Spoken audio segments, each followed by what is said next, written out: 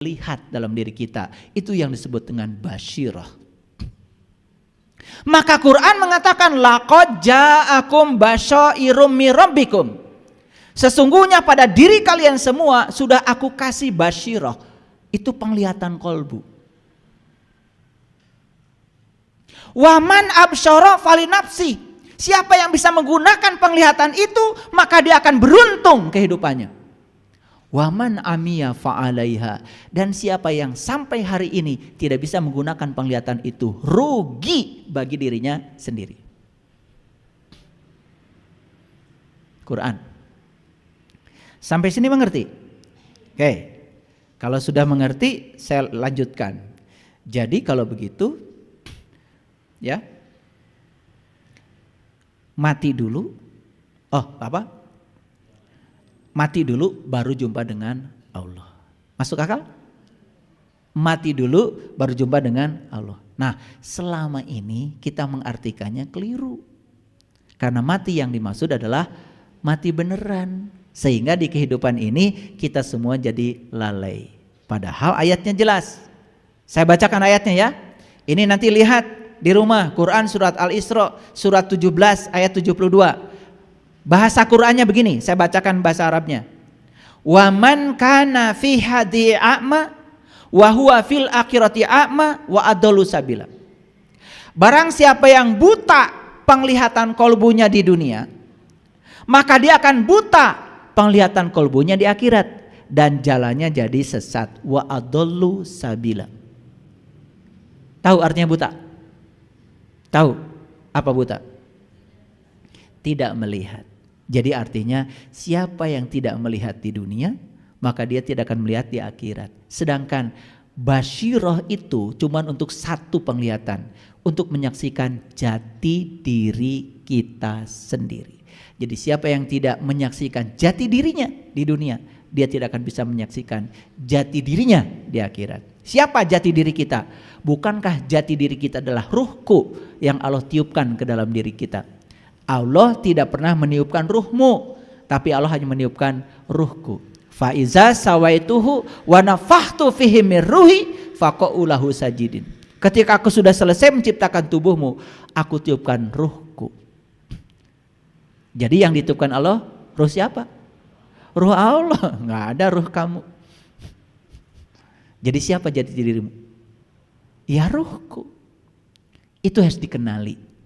Maka siapa yang kenal dirinya, maka dia akan kenal Tuhannya. Ini dilalaworakeun. Ini dianggap sepele. Padahal tidak ada yang lebih pasti dari kematian.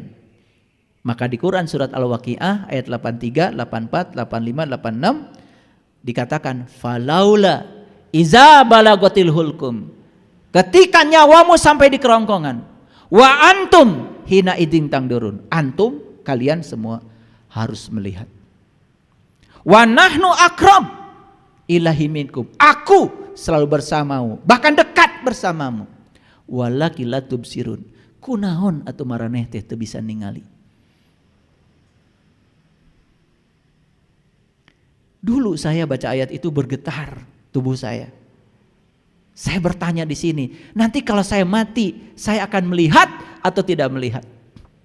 Dan kalau saya mati harus melihat, apa yang harus saya lihat? Dengan mata mana saya harus melihat? Kepada siapa saya harus belajar supaya saya bisa melihat? Ketemu jawabannya di Quran surat Ali Imran ayat 49. Di situ dikatakan, carilah seorang guru yang bisa menyembuhkan 3 penyakit. 1 penyakit buta, 2 penyakit kulit, yang ketiga penyakit kematian kesadaran. Cari guru yang semacam itu, subhanallah. Susahnya seperti mencari jejak elang di langit, seperti mencari jejak itik di sungai, seperti mencari jejak ikan di air. Yang bicara Tuhan banyak, tapi yang kenal kepada Tuhan ternyata sulit mencarinya. Paham maksud saya? Oke. Ya. Jadi Bapak Ibu Semoga kajian hari ini setidak-tidaknya membangkitkan kesadaran. Itu saja sudah kiamat. Oh, ternyata saya itu tidak tahu. Sekarang saya tahu, kalau saya tidak tahu itu kiamat. Dan langsung muhasabah. Langsung menghisab diri. Gitu. Gak diam. Langsung melakukan tindakan. Mumpung masih punya waktu.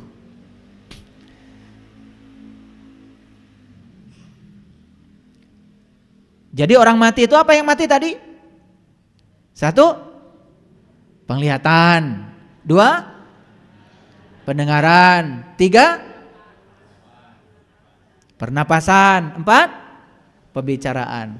Maka ini yang 4 ini masuk dalam kategori ilmu saraba 4. Makanya Kiai Haji Hadirani itu, ya tokoh NU dari Banjar, yang menulis buku 4M.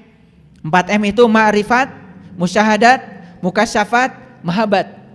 Itu ditulis oleh Kiai Haji Hadirani. Itu tokoh NU itu. Luar biasa itu ilmunya. Saya ketemu buku itu dulu di pasar. Di emperan itu. Begitu saya beli, ya Allah, itu buku harganya 17.000. Dan angkanya juga luar biasa, 17.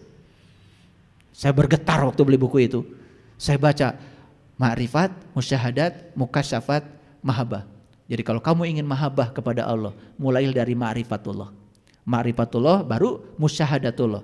Setelah ma'rifat kepada Allah baru musyahadatullah. Luruskan syahadatmu. Baru mahabbatullah, baru mukasyafatullah. Tersingkap semua tirai yang menutupi pandangan wajah batinmu, baru mahabbah. Jadi mahabbah itu tingkatan tertinggi setelah terbukanya tirai. Kalau masih tertutup dengan tirai, tidak mungkin mahabbah, omong kosong. Maka di Quran surat Qaf dikatakan, wa anka gidoaka fabasyarukal yaumal hadid. Fakashafna anka gidoaka fabasyarukal yaumal hadid. Ada kata-kata kasyaf di situ. Pada hari ini aku bukakan tirai yang menutupi pandangan batinmu sehingga penglihatanmu menjadi amat jelas. Mau saya bongkarkan tirainya? Mau saya singkapkan tirainya? Kalau ada tirai, pemandangan di luar nggak kelihatan. Begitu setirai, walaupun sedikit saja, oh ternyata matahari sudah bersinar di luar. Baru Allahu Akbar. Baru kita bisa menyaksikan ternyata tubuh saya tidak gelap gulita, tapi terang benderang. Ya, tingkatan terbuka tirai itu namanya mukasyafah. Mukasyafah itu adalah gerbang untuk memasuki yang namanya mahabbah. Jadi tidak mungkin seseorang bisa cinta kepada Allah kalau masih tertutup oleh tirai. Dan untuk terbuka tirai harus apa dulu? Ma'rifat, musyahadat, mukasyafat, baru mahabbah. Makanya ada ilmu saraba 4. Jadi saraba 4 itu 4. Ma'rifat, musyahadat, mukasyafat, mahabbat. Penglihatan, pendengaran, pernapasan, pembicaraan. Tanah, air, api, udara. Alif, lam, lam, ha. Mim, ha, mim, dal. Zat, sifat, asma, af'al. Tanah, air, api, udara. Abu Bakar, Umar, Utsman, Ali. Buka semua rahasia itu. Sekarang kita buka rahasianya ya. Yuk kita lihat. Ini surat Al-Baqarah ayat 260. Dan ingatlah ketika Ibrahim berkata, ya Tuhanku, perlihatkanlah kepadaku bagaimana engkau menghidupkan orang mati.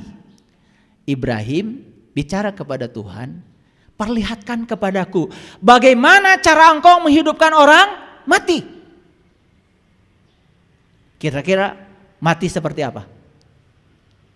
Mati selagi hidup atau mati setelah hidup? Ini mati selagi hidup. Hidup tapi mati. Rasul itu tugasnya menghidupkan orang yang mati selagi hidup, bukan yang sudah mati setelah hidup. Oh gawe atau Rasul teh geus paraeh dihirupkeun deui. Rasul itu tugasnya menghidupkan orang yang mati padahal hidup. Makanya kata Nabi, banyak orang yang mengaku dirinya hidup padahal mati. Mati apanya? Kesadarannya, maka harus kiamat. Setuju? Lanjut dulu. Allah berfirman, belum yakinkah kamu? Apa jawaban Ibrahim? Aku telah meyakinkannya, akan tetapi agar kolbuku tambah mantap. Lalu Allah berfirman, ambil 4 ekor burung. 4 lagi. Lalu cincanglah semuanya olehmu. Lalu letakkan di atas tiap-tiap satu bukit satu bagian dari bagian-bagian itu. Kemudian panggillah mereka, niscaya mereka datang kepadamu dengan segera. Dan ketahuilah bahwa Allah Maha Perkasa lagi Maha Bijaksana. Jadi yang dicincang apa? Burung, berapa ekor? 4. Di mana dicincangnya? Di bukit, di gunung. Ini bukan cerita bukit itu, bukan cerita gunung itu. Mau dipraktekkan ayat ini secara langsung?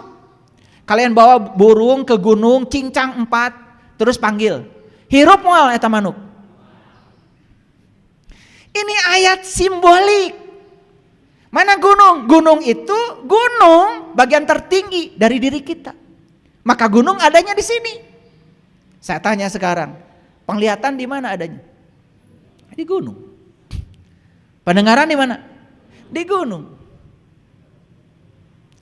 Pernapasan di mana? Di gunung. Pembicaraan di mana? Cincang. Cincang. Baru kamu akan tahu orang mati langsung hidup. Bukankah itu mati sajeroning urip? Ini saya jelaskan secara saintifik. Sugan we ngalarti. Anu ngarasa bener teh.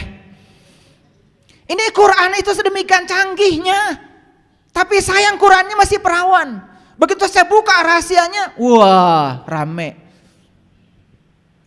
Karena berbeda, tidak siap menerima perbedaan, apalagi merasa ilmunya paling banyak, tidak mau mendengarkan kebenaran, langsung menyalahkan orang.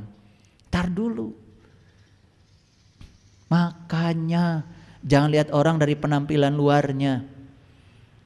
Maaf ya, mau bajunya kayak apa, mau pecinya kayak apa, lihat dalamnya. Yang dia omongkan itu pengalaman pribadi atau teori agama.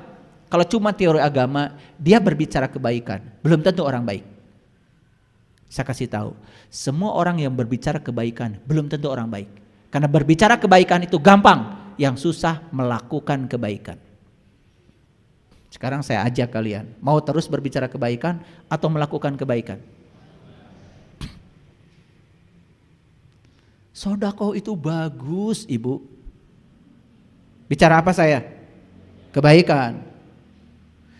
Jangan marah-marah pada orang lain. Bicara apa saya? Kebaikan. Yang sabar ya. Bicara apa saya? Jadi orang baik enggak? Belum tentu. Makanya sekarang saatnya bertindak. Jangan bicara sedekah baik, langsung sedekah. Jangan bicara memberi itu baik, langsung merek. Contohan kumaneh?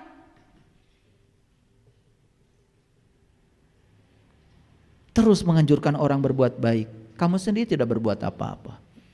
Buat apa? Sekali lagi, jangan terpedaya oleh orang yang berbicara kebaikan. Karena itu belum tentu baik. Tapi yang melakukan kebaikan sudah pasti baik. Setuju dengan saya? Ini out of the box, ada loncatan di sini. Jadi Nabi Ibrahim diajarkan oleh Allah cara menghidupkan orang mati, bukan? Apa yang dicincang tadi? Berapa ekor? Di mana cincangnya? Sini. Jadi nggak orang mati hidup? Jadi dia mengalami kebangkitan. Keren Quran. Lebih keren lagi kalau kalian sudah mengalami ayat ini. Sekarang masih teori. Alami ayat ini, alami dulu. Saya tuh sering menangis malam, bukan menangis gak punya uang, bukan menangis apa-apa. Maaf ya, saya sudah sampai pada titik di mana saya sudah tidak susah. Ada uang saya tidak susah, gak punya uang tidak susah. Hasbi Allah. Yang saya tangisi satu. Saya kalau baca Quran seperti ini, saya itu ingat sama kalian. Ingat. Kenapa surat ini nggak sampai pada kalian? Kenapa pesan surat ini nggak sampai pada kalian? Kenapa kalian hanya sibuk membacakan, membetulkan bacaan terus? Kenapa itu? Kenapa isinya tidak tertarik kalian? Kenapa? Quran. Saya tuh nangis setiap malam, menangisi. Makanya benar kata Rasulullah, nanti umatku seperti buih di lautan, banyak. Tetapi tidak berguna. Maaf, saya bukan anti baca Quran yang mahrajnya hurufnya, itu juga bagus. Sebagai orang yang beragama, bagi menganut agama Islam, ya tentu saya harus kenal tata cara baca Al-Quran, harus kenal. Tetapi itu belum cukup. Itu baru cara membaca, belum masuk menyentuh isinya, hudannya belum nyampe pada kita, belum nyampe. Coba baca surat Al-Baqarah 260 saja, saya merinding menangis. Ternyata leluhur kita di sini di Nusantara dengan Nabi Muhammad, dengan semua nabi semua rasul, ajarannya sama, menyampaikan hal yang sama. Apa itu? Cara untuk mengenal jati diri kita. Karena itu kunci awal. Maka Nabi Muhammad mengatakan awaluddin ma'rifatullah. Awaluddin ma'rifatullah. Awalnya agama mengenal Tuhan. Paham sampai di sini? Kira-kira ayat ini kalau dibaca sendiri oleh kalian, ngerti nggak? Terus dipraktekan. Pergi ke gunung bawa burung 4, cincang langsung. Golerkeun we gunung teh, geroan. Hei manuk hirup, hirup moal. Ini bahasa simbolik.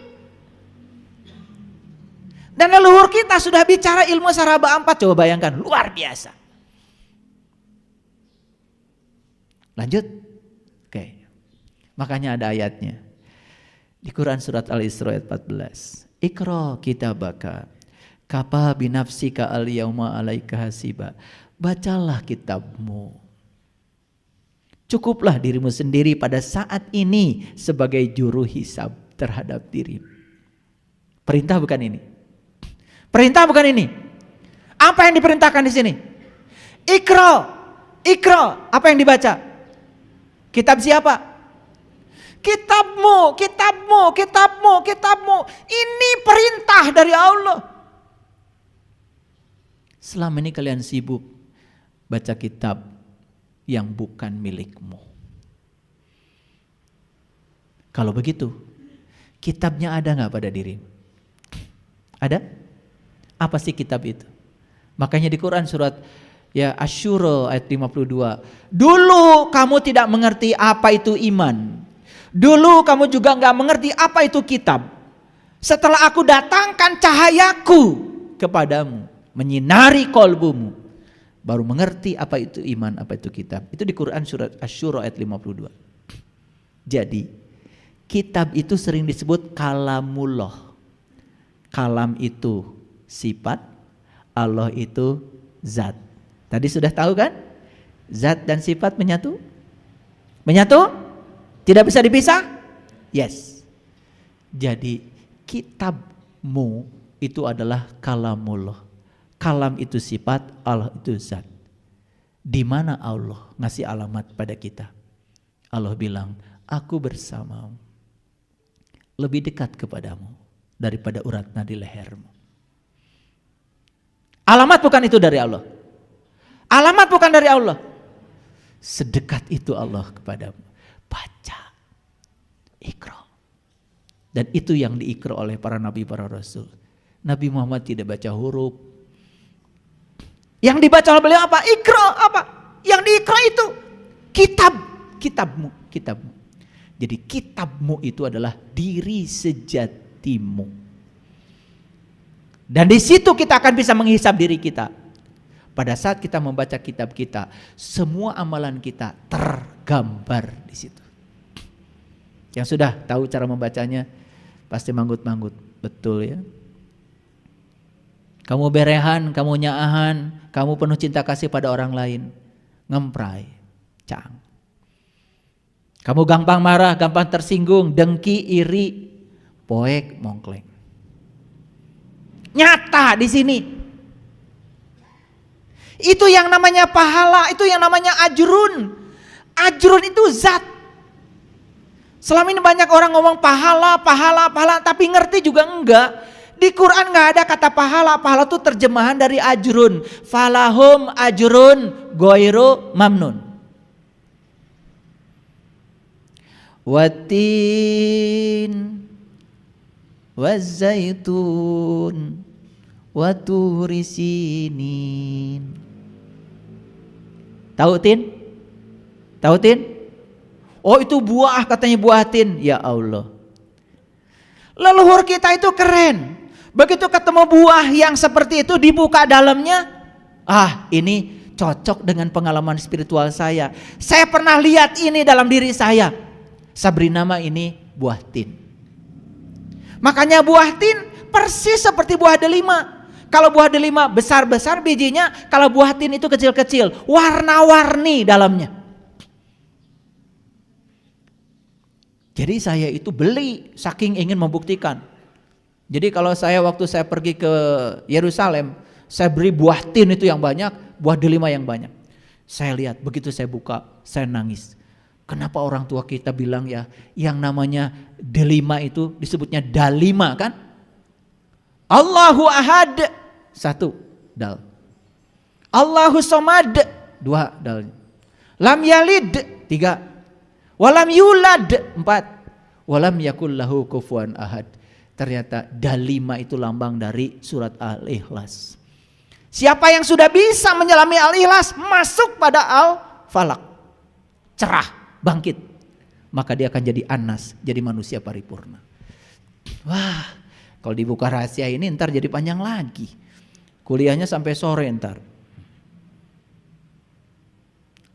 Wah, kalau saya buka rahasia 3 surat terakhir. Makanya 3 surat terakhir semuanya kul. Kul itu hanya perintah buat mereka yang mengalami. Katakanlah, apa pengalamanmu selama libur? Tidak mungkin orang disuruh ngomong pengalaman libur kalau dia tidak kemana-mana. Betul? Jadi kul itu hanya perintah buat mereka yang sudah mengalami. Makanya kalian harus mengalami Al-Ikhlas, harus mengalami Al-Falaq, baru akan menjadi Anas. Itu puncaknya pencarian. Maaf, kadang saya kalau sholat, pernah saya sholat, saya tidak bisa membaca kul. Kulnya gak ada. Jadi seperti tertutup lidah saya itu. Di sini cuman Allahu ahad, Allahu somad, Allah lam yalid, Allah walam yulad, Allah walam yakul lahu kufuwan ahad. Karena kulnya bukan milik saya, kulnya adalah perintah dari Allah. Makanya kata Allah, sudah kamu gak usah mengucapkan kul, itu milikku. Tapi sekarang rasakan bahwa aku bersamamu. Makanya saya berulang kali membaca itu. Dan saya larut. Saya juga tidak menjadi ingat lagi dengan semua yang ada di sini. Allahu ahad, Allahu somad, Allah lam yalid, Allah lam yulad, Allah lam yakul lahu kufuwan ahad. Tidak ada yang serupa, karena Dia Maha Kaya.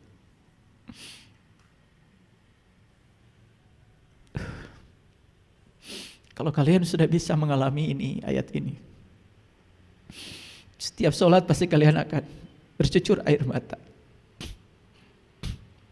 Bukan sekedar sholat, tapi merasakan penyatuan dan kehadiran Dia. Itu pengalaman tauhid, itu ketuhanan namanya. Bacalah kitabmu, cukuplah dirimu sendiri pada saat ini sebagai penghisap terhadap dirimu. Jadi kita bisa menghisap diri kita kapan? Di sini, saat ini, sekarang. Maaf, kalau hisabnya nanti, kapan memperbaiki dirinya? Betul? Tapi kalau hisabnya sekarang kan masih ada kesempatan. Walaupun cuma 1 hari lagi kita hidup di sini, masih ada kesempatan. Ada seorang ibu kemarin dari Padang, umur 70 tahun. Gitu saya bimbing meniti ke dalam diri, ya, bareng dengan Pak Ruyat. Beliau menangis. Kenapa saya baru menyaksikan ini di usia saya 70 tahun? Saya bilang, Bundo, segini juga masih menyaksikan. Gak usah khawatir. Allah udah bilang, liyaghfiralakallah ma taqaddama min dzambika wa ma ta'akhkhar. Aku bebaskan kamu dari dosamu yang lalu dan dosa yang akan datang. Nangis tidak berhenti. Tidak usah disesali. Ini hari terbaikmu, saya bilang. Jadi beliau cuma sesal, kenapa saya tidak dari muda katanya bisa merasakan pengalaman spiritual ini. Dia mengalami tin, dia mengalami dalima. Pernah lihat dalima? Indah warnanya? Kalian saksikan dalima ada di sini. Kalian saksikan tin ada di sini. Maksudnya watin wazaitun. Tin itu diletakkan di zaitun. Zaitun itu adalah tubuh kita. Maka di Quran dikatakan zaitunatil la syarqiyah wala gharbiyah yakadu zaituha walau lam tamsasun nar nurun ala nurin nurun ala nurin yahdillahu linurihi may yasha yahdillahu linurihi may yasha. Pohon zaitun itu bukan dari timur, bukan dari barat, bukan dari mana-mana. Pohon zaitun adalah tubuhmu sendiri. Di situ aku sudah meletakkan tin, sebuah lokus. Dan kalau kau masuk ke dalamnya, kau akan menyaksikan keindahan dalam dirimu. Bagi saya, tin itu adalah qalbu, Baitullah. Makanya waturi sinin, di situ ada tur. Tur itu adalah gunung. Gunung lagi yang dibicarakan di sini. Gunung adalah melambangkan kesadaran pada diri manusia. Makanya siapa yang sudah ketemu tin, zaitun dan tur dalam dirinya, makanya setiap kita haji pasti kita ziarah ke gunung. Jabal Nur, Jabal Rahmah, Jabal Sur, Jabal Uhud. Kenapa kok kalau haji ziarahnya ke gunung? Gak pernah tanya kita. Karena di Indonesia kalau ziarah kan ke kuburan. Di sana ziarah ke gunung. Gak pernah tanya kita. Karena gunung dalam Al-Quran itu sangat luar biasa. Dengarkan kajian saya yang terakhir, kajian umum ya, tentang menaiki gunung ya. Semakin mendaki semakin sejuk, semakin indah pemandangannya. Dengarkan itu, ada udah di YouTube. Watin wazaitun waturi sinin wahadal baladil amin. Di situ aku meletakkan kota yang aman. Kota banyak lampunya? Kota banyak lampunya? Buah tin banyak lampunya? Buah dalima banyak lampunya? Ya Allah. Kamu akan ketemu Al-Madinah Al-Munawwaroh dalam dirimu. Kamu akan hijrah minad dzulumati ilan nur. Wah, saya itu kagum ya sama orang tua kita, leluhur kita. Buah ini diberi namakan tin, buah ini diberikan zaitun. Dan mereka itu memberi nama itu sesuai dengan pengalaman pribadinya. Itu namanya kecerdasan. Kenapa bukan buah lenca diberi nama buah tin? Karena lenca itu isinya hijau, nggak ada lampunya. Ya, ada yang belum tahu buah tin? Udah nyari. Dulu di pot bunga saya di rumah ada, ya. Ya, cuman umurnya udah tua jadi meninggal. Rajin berbuah itu. Watin wazaitun waturi sinin wahadal baladil amin. Gak usah tamat bacanya sampai situ aja. Ketemu kota yang indah, sudah nangis pasti. Laqad khalaqnal insana fi ahsani taqwim. Sungguh aku telah menciptakan kamu dalam rupa yang amat sempurna. Untuk apa? Karena tubuh kita ini kendaraan yang bisa mengantarkan sang jiwa menuju kepada Allah, sang pemilik jiwa. Summa radadnahu asfala safilin. Tapi siapa yang tidak bisa menemukan tin, zaitun, kota dalam dirinya, tidak menemukan gunung, kota dalam dirinya, Summa radadnahu asfala safilin. Bersiap-siaplah kalian jadi aspal. Aspal warnanya apa? Hitam, gelap, gulita. Di mana aspal adanya? Di jalan. Diapain? Diinjak. Jadi kalau hidupmu sekarang diinjak-injak, penuh dengan penderitaan, duit susah, persahabatan mandek, berkah kurang, makan susah, pengen ngaji aja ongkos gak punya, selalu diinjek-injek. Jangan-jangan selama ini kita jadi aspal. Siapa yang menentukan kita jadi aspal? Allah atau kita? Kamu sendiri, karena tidak memanfaatkan potensi dia pada dirimu. Illallazina amanu wa amilus solihat falahum ajrun ghairu mamnun. Maka siapa yang beriman dan menjalankan amal soleh? Apa amal soleh? Jelas di Quran. Amal soleh adalah cara untuk bisa meniti ke dalam diri, untuk menemukan sejatinya kita. Ketemu buah tin, ketemu zaitun, ketemu gunung, ketemu kota. Itu amal soleh. Illallazina amanu wa amilus solihati falahum ajrun ghairu mamnun. Fama yukazzibuka ba'du biddin alaisallahu biahkamil hakimin. Indah ya. Pernah dengar kajian surat At-Tin? Pernah? Pernah dengar yang seperti barusan saya sampaikan? Mahal kajian ini. Harusnya gak usah dibagi. Ini hadiah nih, hadiah menjelang lebaran. Jadi pesan dari Quran surat Al-Isra itu apa tadi? Iqra kitabaka kafa binafsika al-yauma 'alaika hasiba. Perhatikan saya. Setiap manusia harus bisa membaca kitab amalnya sendiri. Karena setiap manusia sudah dilengkapi yang namanya malaikat raqib dan atid. Ada nggak raqib di sini? Ada nggak atid di sini? Ada. Yang tahu siapa, apa kebaikanmu, kamu sendiri. Yang tahu apa keburukanmu, kamu sendiri. Malaikat raqib dan malaikat atid itu ada bersamamu. Bahkan dirimu sendiri, diri sejatimu ada di situ. Kapan membaca kitab amal itu? Dan di mana? Kapan dan di mana membaca kitab amalnya? Di sini, saat ini, sekarang, di dalam diri. Itulah pentingnya kita tahu cara membaca kitab amal. Saya percaya kalau membaca huruf-huruf hijaiyah kalian udah lancar. Tajwid lancar. Idgham, ikhfa, gunah, bila gunah, iqlab lancar. Oh, apalagi yang sebelah sini nih. Lancar. Tetapi membaca kitab sendiri, saya masih ragu. Disitulah perlu ketemu guru yang bisa memberikan metode untuk membaca kitab amal kita sendiri. Jadi kita pintar sendiri, kita bisa muhasabah sendiri. Dan kita bisa ngasih feedback pada diri sendiri. Apa yang salah dengan kehidupan saya? Apa yang harus saya perbaiki pada diri saya? Masa lalu tinggal sejarah, masa depan tinggal misteri. Masa lalu mengajarkan pelajaran, masa depan mengajarkan harapan. Apa yang harus saya lakukan hari ini? Lakukanlah. Itu hasil muhasabah.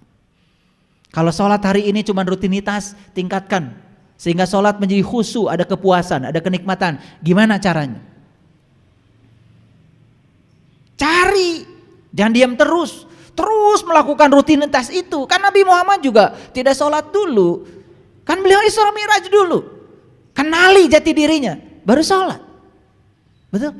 Itu kan sunnah. Kenapa kita tidak mengamalkan sunnah itu? Ya, oke, lanjut. Jadi, kapan alam hisab itu terjadi? Kita jawab lagi. Alam hisab terjadi setelah hari kiamat. Setelah kita bangkit dari kesadaran, baru kita bisa menghisab diri kita sendiri. Setelah kita tahu cara membaca kitab amal kita sendiri. Mau tahu caranya? Mau tahu caranya? Iya, tidak di sini. Ilmu khusus harus disampaikan dengan cara yang khusus, di tempat yang khusus, sesuai dengan perintah Quran surat Al-Mujadilah ayat 12-13. Di zaman Rasul, para sahabat juga ada bicara umum dengan Rasul, ada bicara khusus, ada lagi tingkatan lebih tinggi, khusus. Dan ada syaratnya untuk bicara khusus. Nanti baca Quran surat Al-Mujadilah ayat 12-13. Tidak akan saya kupas karena waktu kita terbatas. Ya, tapi ayat-ayatnya sudah saya kasih tahu ya. Kalau saya sedang bicara begini meluncur nih ayat-ayat. Ya. Oke, lanjut dulu. Hanya jiwa-jiwa yang sudah sadar yang dapat menghisab dirinya sendiri. Setuju? Kenapa kita tidak bisa menghisab diri sendiri? Karena kita hari ini belum sadar, belum bangkit dari kematian kesadaran. Jiwa-jiwa yang belum sadar tidak mungkin dapat menghisab dirinya sendiri. Bahkan jiwa yang tidak sadar itu malah sibuk menghisab orang lain. Kan sekarang itu aneh ya. Orang itu kok berani-beraninya menghukumi orang lain yang dia sendiri kan tidak bisa masuk ke orang. Contoh, pengalaman spiritual itu kan sangat pribadi. Kok sekarang ini seperti ada orang karena dia berada di lembaga tertentu yang berhak itu menghukumi orang lain. Apa haknya dia? Saya nggak tahu apa dia suka baca Malik Yaumiddin ketika sholat apa tidak. Kalau baca itu dengan kesadaran, harusnya kan sadar bahwa saya tidak punya hak menghukum. Maaf ya, di negeri kita ini penyakit alergi masih kronis. Tahu alergi? Alergi terhadap perbedaan maksudnya. Kudu sarua kabeh. Padahal wajah kita juga berbeda. Yang menciptakan perbedaan itu Allah. Allah yang maha luas, kita bisa selami seluasnya Allah. Oleh karena itu maka orang yang menyelam ke dalam kelautan jiwanya tidak bisa dijustifikasi oleh siapapun. Karena yang tahu dia cuma dirinya sendiri. Hati-hati ya kalau menghukumi orang. Jangan sok-sokan. Yuk kita baca ayat ini. Ini Quran surat Ar-Ra'd ayat 31. Walau anna Qur'ana suyirat bihil jibalu au kuti'at bihil ardu au kulima bihil mauta balillahi amru jami'a. Dan sekiranya ada suatu bacaan yang dengan bacaan itu gunung tergoncang, bumi terbelah. Oleh karena itu orang-orang yang sudah mati dapat bicara. Apakah ketika kita membaca Quran yang syar'i gunung tergoncang? Langit terbelah? Orang mati dapat bicara? Ini Quran yang mana yang dibaca? Yang tadi Iqra kitabaka.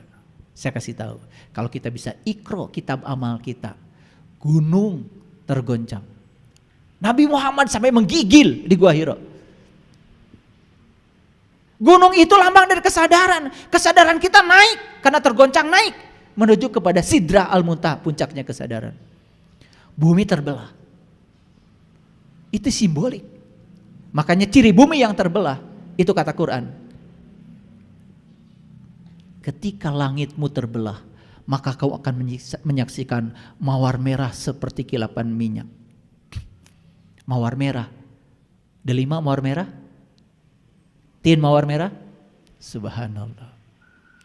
Fa'idha saqatis sama'u fakanat wardatan kaddihan fabi ayyi ala'i rabbikuma tukazziban. Harus merasakan bumi terbelah itu. Begitu bumi terbelah, tirainya terbuka. Begitu tirai terbuka, kasyaf. Saat itu kita menyaksikan wahadal baladil amin, kota yang sangat aman dalam diri kita. Wah, indah sekali. Itu harus dialami. Jangan jadi koleksi ilmu. Kalau tidak dialami percuma saja. Maka yang saya sampaikan hari ini bukan koleksi ilmu, tapi pengalaman pribadi.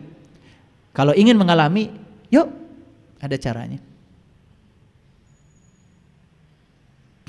Lanjut.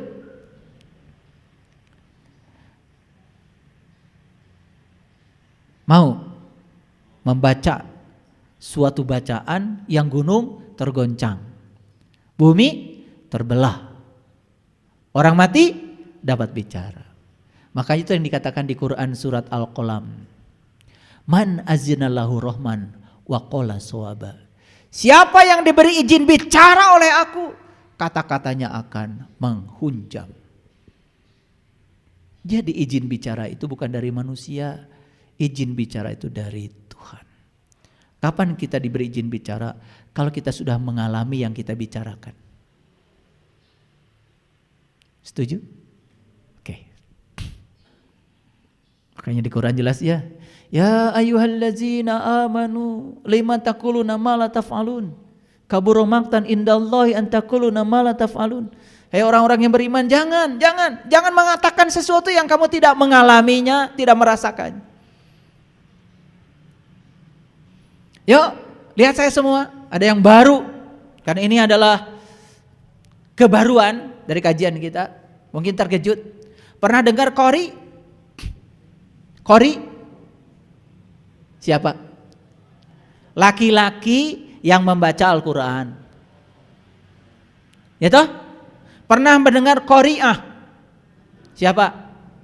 Perempuan yang membaca Al-Quran. Biasanya kan kalau mauludan, rajaban, kalian suka mengundang qori'ah. Biasanya juara membaca Al-Quran. Yang laki-laki disebut qori, yang perempuan disebut qori'ah. Di Quran ada Quran, surat Al-Qori'ah. Sayang sekali, surat Al-Qori'ah selama ini diterjemahkan hari kiamat. Saya juga bingung. Kok Al-Qori'ah hari kiamat? Padahal qori itu adalah pembaca laki-laki, qori'ah pembaca perempuan. Pakai alif lam itu kata benda menjelaskan bahwa Al-Qori'ah itu si pembaca. Jadi Al-Qori'ah itu artinya apa? Pembaca. Mau jadi Al-Qori'ah? Pembaca apa? Pembaca kitabmu. Kalau kalian sudah berhasil membaca kitab amalmu sendiri, kalian itu sudah jadi Al-Qori'ah. Maaf ya, kok saya juga gak ngerti kenapa Al-Qori'ah jadi hari kiamat. Mari kita lihat ayat ini. Al-Qori'ah apa? Pembaca. Mal-Qori'ah, apakah pembaca itu? Wa ma adraka mal-Qori'ah? Ya. Tahukah apakah pembaca itu? Diulang 3 kali. Al-Qori'ah, pembaca. Mal-Qori'ah, apakah pembaca itu? Wa ma adraka mal-Qori'ah? Tahukah apakah pembaca itu? Kenapa diulang 3 kali? Ini pembaca apa kira-kira? Pembaca apa? Pembaca kitab amal. Nih saya kasih tahu, saat kalian menjadi Al-Qori'ah, jadi pembaca bagi kitab amalmu, ini akan dialami. Yauma yakunun nasu kal farasil mabsus. Pada hari itu manusia seperti anai-anai yang berterbangan. Tahu anai-anai? Laron tahu? Silaru? Kapan silaru datang? Ketika musim hujan. Dari mana dia datang? Dari kegelapan. Kemana dia pergi? Mencapai lampu, mencapai cahaya. Dengan sayap yang tipis, dia terbang begitu tak sampai di lampu. Patah sayapnya, jatuh, mati. Gak sia-sia matinya karena sudah ketemu lampu. Wah, luar biasa ya. Jadi ketika kita jadi Al-Qori'ah, maka kita seperti laron, keluar dari kegelapan, masuk mencari misbah. Allahu nurus samawati wal ard, masalu nurihi kamishkatin fiha misbah. Al misbahu fi jujajah, ajujajatu ka'annaha kaukab. Ketika kalian bangkit dari kematianmu, bangkit dari kegelapanmu, maka kalian akan memasuki lampu. Pelita dalam dirimu. Pelita dalam kaca. Kaca itu laksana bintang yang berkilauan seperti mutiara. Ketemu dalima, ketemu tin. Wah. Saya juga gak tahu. Hari ini saya tiba-tiba pengen bicara ini. Saya gak tahu ini rezeki kalian yang hadir di sini. Bahkan yang sudah lama mengaji dengan saya pun mungkin belum pernah dengar kajian ini. Rezeki buat kalian. Di penghujung Ramadan kalian dapat rezeki ini. Al-Qari'ah, mal-Qari'ah, wa ma adraka mal-Qari'ah, yauma yakunun nasu kal farasil babsus, wa takunul jibalu kal ihnil mangpus. Bukan hanya manusia itu seperti laron yang mencari cahaya. Gunung-gunung seperti bulu yang dihambur-hamburkan. Apa? Gunung hancur. Seperti Nabi Musa saat ketemu Tuhan, gunung hancur. Dan Musa jatuh pingsan. Bukan gunung yang itu yang hancur. Yang terdekat saja dengan Musa. Nih, sampai dia gak ingat. Itu namanya fana billah. Menyatu, menunggal. Nah disinilah baru yang tadi hisab. Coba perhatikan saya. Fa amma man sakulat mawazinuhu fahuwa fi 'ishatir radiyah. Adapun orang-orang yang berat timbangan kebaikannya, maka dia berada dalam kehidupan yang ridho. Hisab bukan di sini? Hisab jelas ya, kiamat dulu. Dia terbang seperti anai-anai menuju cahaya. Bangkit dari kegelapannya. Tuh. Setelah dia sampai di situ, kenapa? Kalau kita mau menghisab, tidak mungkin di ruang gelap. Kalau saya ingin ngabsen satu-satu, tidak mungkin di ruang gelap dong. Harus di ruang terang, supaya karena untuk bisa mengenali harus ada cahaya kan? Mengenali yang jasmani harus ada cahaya. Apalagi mengenali yang rohani harus ada cahaya dong. Cuman bukan cahaya ini, cahaya di atas cahaya. Nurun ala nurin. Terjadi hisab di sini? Ayat ini menguatkan kepada kita sekarang, oh ternyata betul, kiamat dulu, baru hisab. Jadi sangat masuk akal kalau ayat ini diberi nama Al-Qari'ah itu hari kiamat. Padahal arti yang sebenarnya Al-Qari'ah adalah pembaca. Supaya kita mengalami kiamat, maka kita harus punya keterampilan membaca. Membaca kitab amal yang ada dalam diri kita.